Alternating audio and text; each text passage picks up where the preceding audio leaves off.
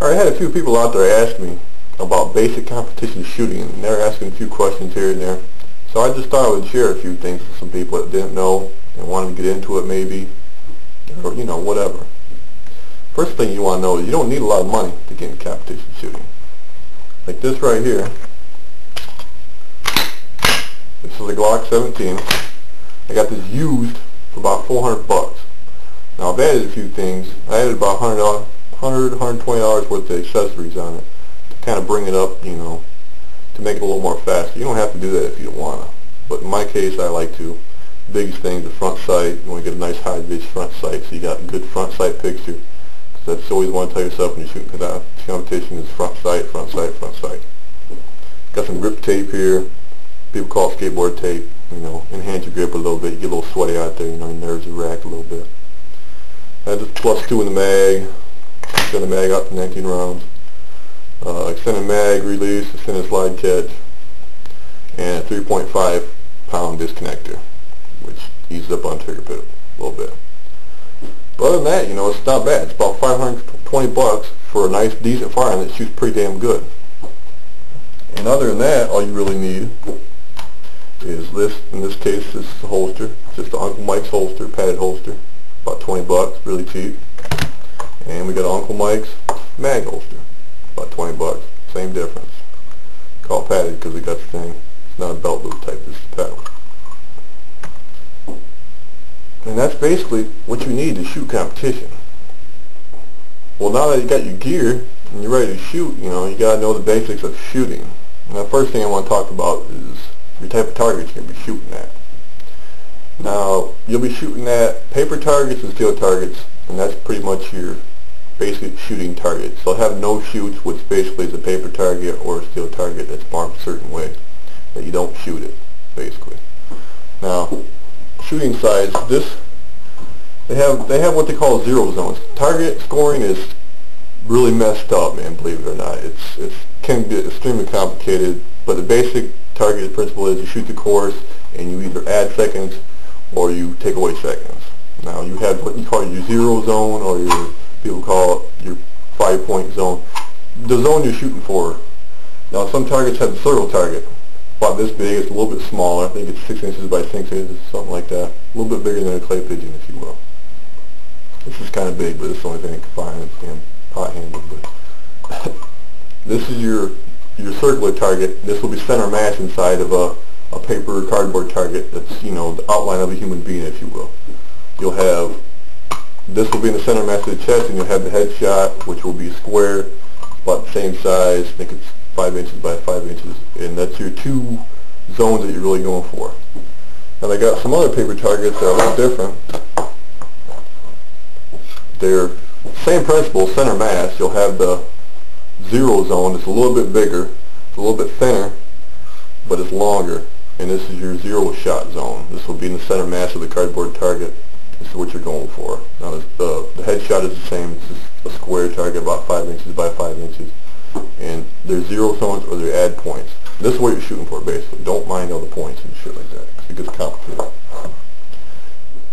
Alright, then you have steel targets. Now steel targets can be real fun because they're basically one shoots and they can activate things like a paper mover or a spinner, if you will.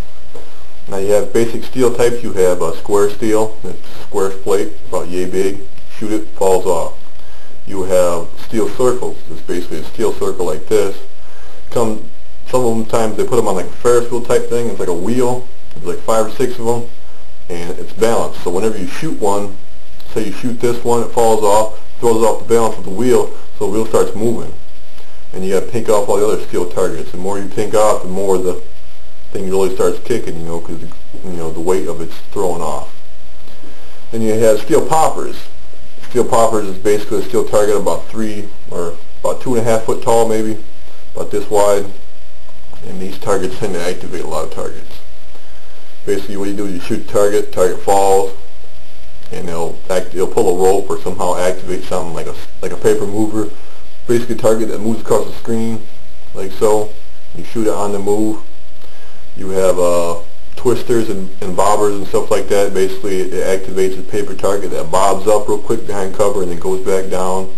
or a paper target that's facing you first of all, and then it spins out, and you got to shoot it through the spin, which can be actually really difficult. And that's basically your simplest targets of shooting. Alright, now I want to talk about shooting stances. Now, this may not work for some people, so don't take it to the bank. Everybody shoots a little different.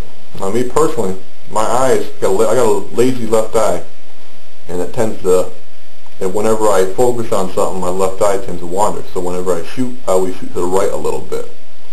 Some people, they shoot totally square. You shoot straight on with a target. I mean, personally, I can't do this. I got to go a little bit to the right. What I like to do is stay in tight, do your draw, stay in tight, extend, fully extend if you can. Some people don't. They do a saucerly style where basically keep the elbows bent. You strong fist it. Personally, I like to extend personally. I bend down with my head and basically bring my arm up and my head together, almost like a straight line of sight to the firearm. This allows me to extend my arm to take the recoil a little bit more, get low the target, my feet bend a little bit, or not my feet, my knees bend a little bit. I kind of act like I'm squatting a little bit, and I lean forward just a tittle bit. Kind of widen your foot stance basically. And some people don't shoot this way. Some people shoot straight up, like shoot broad and tall, you know. Some people don't bend at all, some people do. So it may not work for you, but just try different stances and see what works for you personally. That's the best way. Okay, let's see you're shooting rifle in like a 3-gun competition or something like that. Now basically, this right here is my AR. And a lot of people say, damn man, what's up with all this? Why you got all this crap on you? Why don't you just use iron sights? Now you can if you want. It works for some people. Personally, I don't shoot iron sights that good on an AR for some reason. I don't know if it's peep sight or the front post or whatever, but I don't. I can shoot it, but I shoot slow.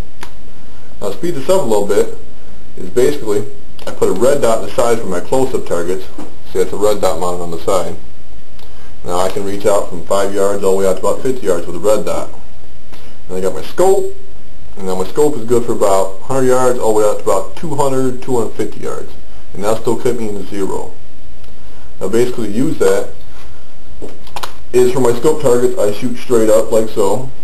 And if I want to come in close for my other targets, all I simply got to do is turn.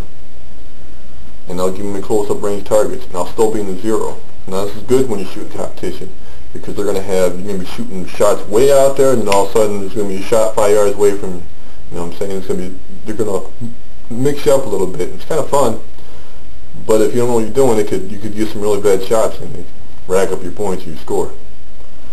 So that's basically how I set up my AR. Now you can do however you want. Some people like to use iron sights. In this case, I still keep my iron sights available though. That's see-through here. So if I ever want to use my iron sights, see my red dot takes a dump, scope breaks, I still got my iron sights. Now one other thing I wanted to say is I see a lot of people doing vertical grips on firearms, and they shoot them strong fisted. Now what I mean by strong fisted is, I mean they fully fist the grip itself, and it looks good, right? But personally, I don't believe it's the best way to do it, because you're kind of top heavy. You don't put too much support on the gun itself. So what I like to do is take my thumb, and I stick my thumb on the side, and kind of plant it up against the handrail itself, and it allows me to get some stable support from shaking side to side. Now this may work for you, it may not. Some people shoot totally different, you know. You never know. But that's basics on my shooting my AR. Now, oh yeah, one other thing, if you do shoot that, you're going to need some kind of mag holster, of course, for in your AR too. You'll have to do mag changes. It's a simple two-side hip holster, strap it on, you got 2 extra mags. That's basics of shooting, you know, a rifle and 3-gun. Alright, final notes on shooting competition. You don't need to be a millionaire. You know, you can't be broke, but you don't need to be extremely well endowed when it comes to cash. It's extremely fun. It's good for self-defense training if you have a CCW, or if you ever need to use your firearm in a self-defense type of way. If you get your family into it, that's always a plus. You get your friends into it, that's always a plus. It's a good way to teach proper firearms, you know, safety, training, stuff like that. A lot of people today don't know much about firearms, so they tend to fear it. And that's why a lot of firearms laws are kind of, if you know what I mean. Believe it or not, all my shot placements in my previous videos are on. A lot of people see a bunch of dudes running around spraying and praying and think it's, you know, it's just dumb. And believe it or not, it's actually extremely coordinated and people know what they're doing. You know, they're not just shooting all over the place. They're actually putting all their well-placed shots just in a speedily manner. And be safe when shooting, of course. And have a good time, you know. Try to get more people into it.